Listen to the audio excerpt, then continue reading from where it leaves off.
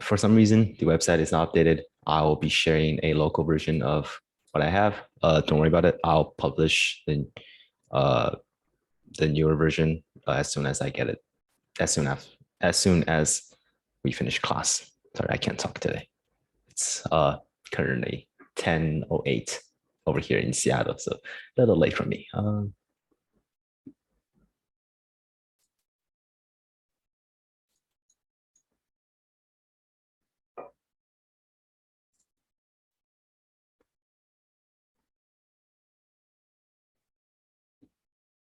Fantastic.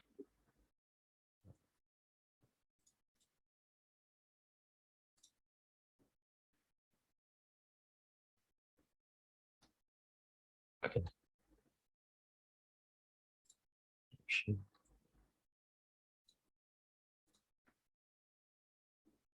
Right. Hopefully people can see this in my screen. It should look a little different.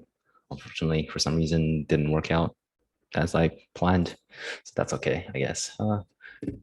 So I get to start with the very basics, since this is technically oriented towards someone who haven't really been very experienced with coding at all.